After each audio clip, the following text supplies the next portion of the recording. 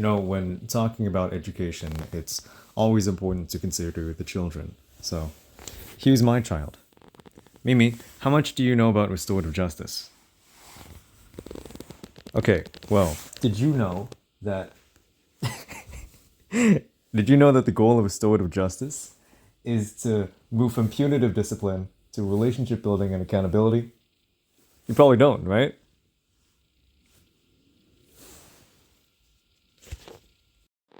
Okay, but restorative justice, Mimi, right? It's about moving from the traditional standard of teaching where you keep people in place, sit down, shut up, listen to instructions, and to instead being like, hey, I want to get to know you as a person. Like me, Mimi, I want to know you as a person. Mimi. Yeah, see, now we're having a conversation here. Exactly, exactly. That's what I'm saying. So, but the problem is that there's a lot of resistance from skeptical parents, admins, and policymakers who may see practices, restorative justice practices, as soft on discipline or even politically motivated, as too ideological, as too woke. So the question is, even if restorative justice is really cool and it makes people feel good, makes people feel more comfortable in classrooms, how can we as educators effectively employ these restorative justice practices while navigating institutional and community skepticism? Do you know the answer to that, Mimi? I bet you don't. So let's talk about the historical roots of punitive discipline, right? Before we talk about the topic, we got to talk about the structures and systems that contribute to this educational inequity. So, the history of school discipline in the US is rooted in punitive measures that disproportionately target POC students, which contributes to racial disparities in suspension and expulsion rates, as stated by Coley et al. 2017.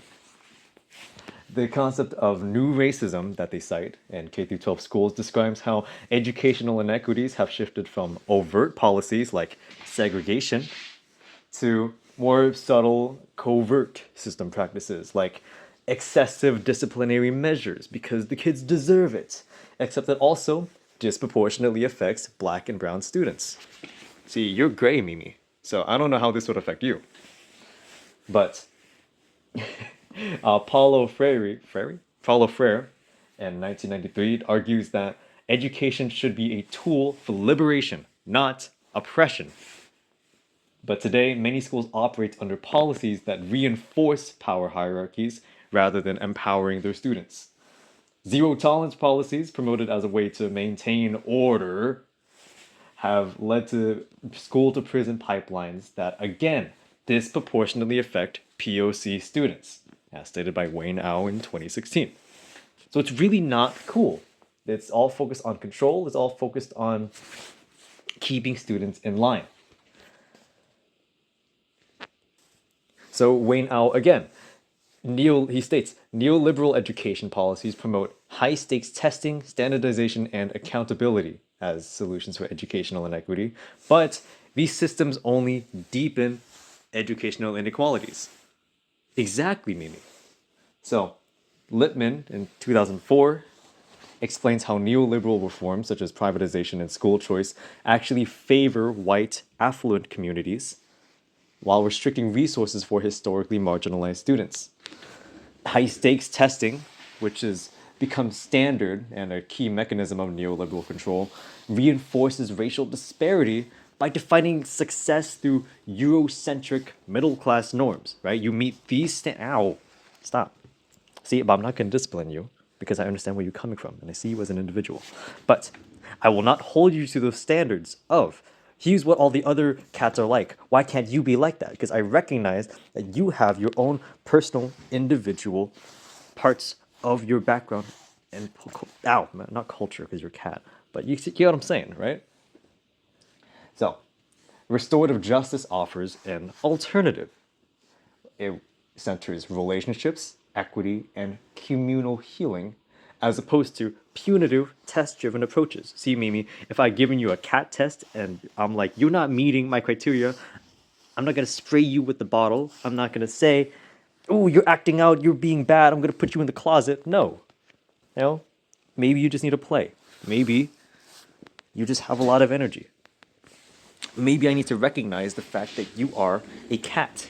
and I shouldn't hold you to standards that other animals have. Maybe a dog, you know? Is that a weird? Is that a weird? That might be weird. Okay, but Mimi, do you understand where the skepticism comes from? Right? There's parents' concerns that restorative justice practices aren't real discipline, right? They equate discipline with punishment and fear, and they believe restorative justice is too soft. This is stated by Pickower in 2011. So Duncan Andrade and Morrill in 2018 highlight how restorative practices actually create higher levels of students' accountability by requiring them to face and repair the harm that they've caused. Instead of telling the students that they're wrong and that they're bad, help them understand how are they wrong? What exactly did they do? How can they improve and get better?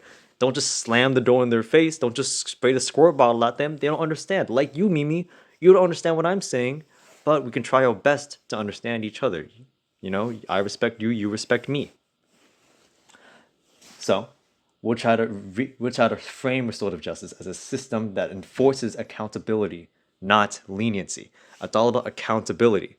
So, I won't allow you to keep biting me, Mimi, but I will hold you accountable for the biting. If you bite me, I'm not going to pet you. And you understand that. I won't, I'm not going to go out of my way to punish you for things you don't understand. And there's also pushback from administrators, where administrators need to focus on test scores. They fear that restorative justice takes time away from instruction, which undermines student performances, right? We focus on all of these newfangled practices that are really cool in theory, but they take away from the time we need to focus on school. Wayne Au in 2013 explains that the testing culture in schools prioritizes short-term academic gains over student well-being. How, you know, they believe just get the grade in, get the job done, get the work done. But research shows that stronger relationships, as in understandings between teachers and students, lead to better academic engagement. It's a better investment. It's more student buy-in. Exactly, Mimi. Exactly. You get it. Who's my little woke baby? Sorry. So the strategy with okay.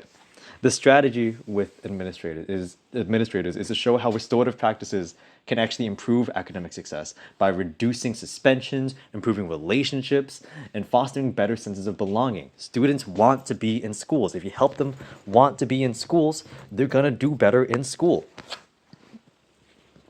Like Mimi, if I let you want to interact with me, you're probably not gonna bite me as much when you do interact with me.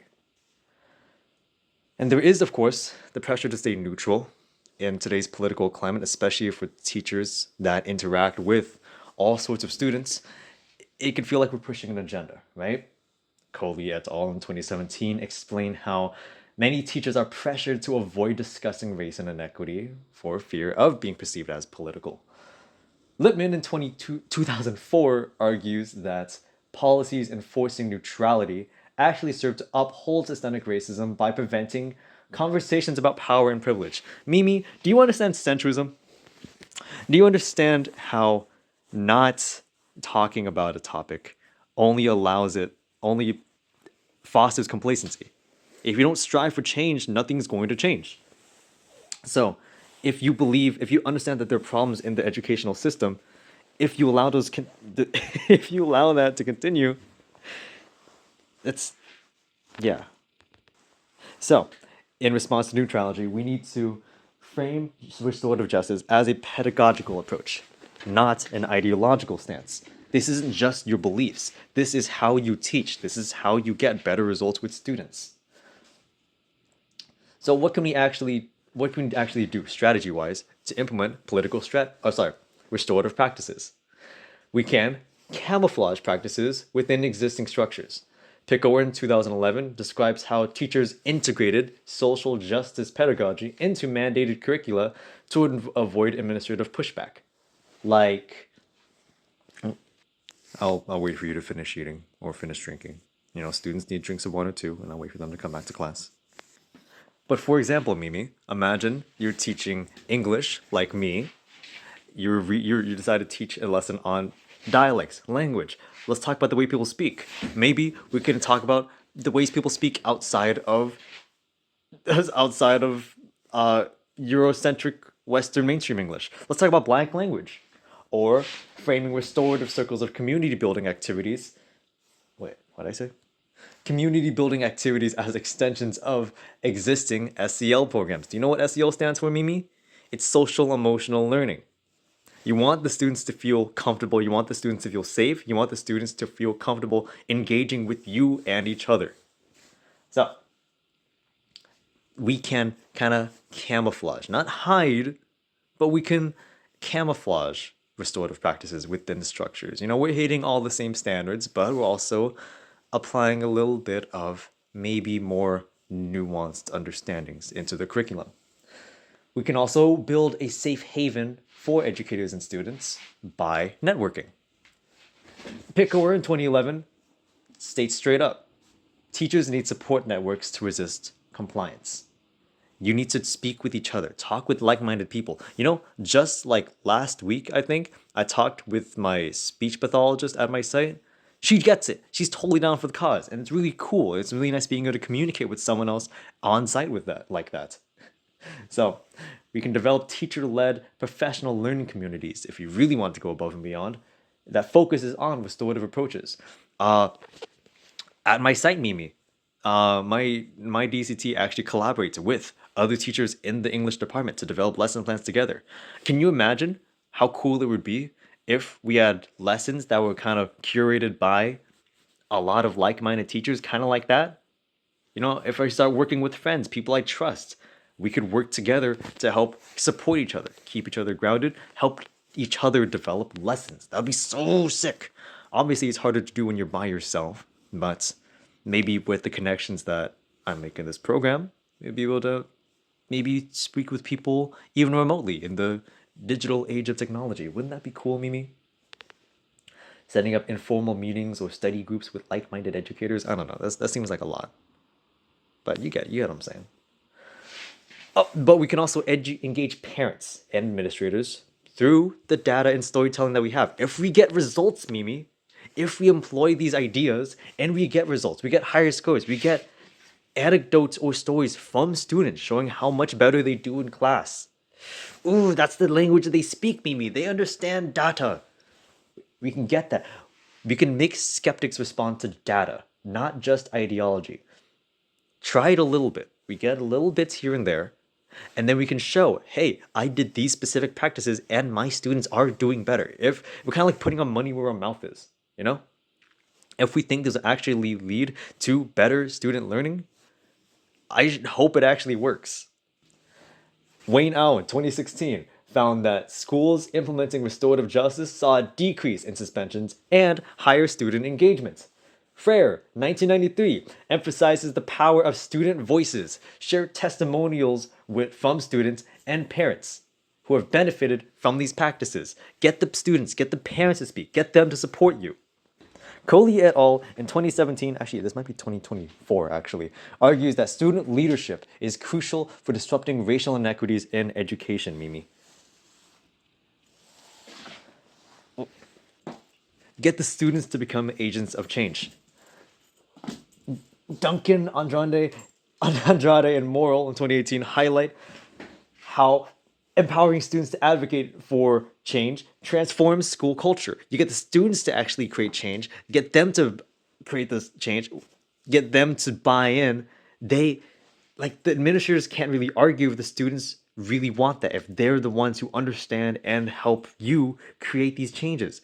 Create clubs, become part of ASB. Is ASB a good? ASB might be. We'll see. But get student leaders to facilitate these restorative circles and become peer mediators. At the very least, even a club where students feel better with each other. An ethnic studies club or class that you can help create. Something that helps the students themselves, allows the students to lead others and help each other create communities that they need. So obviously, restorative practices, restorative justice is a long-term thing. It's not going to be a quick fix. There's going to be pushback. Every major shift in education, from desegregation to multicultural education to special education rights, everything is met with resistance at first, but they all happened. And that doesn't, and like, I think that goes to show that restorative justice practices can also get better over time. The next 4 years are definitely going to be rough, but we'll make it work. But we also don't have to do it alone. Programs like the one I'm in, Mimi, at UCR, connects you with a whole bunch of people that are like-minded, or at least also agree to at least some extent with the practices and ideas that you have. So, what kind of classroom culture do we want to create? And what are we willing to risk to make that a reality? Look at her, she's jumping for joy.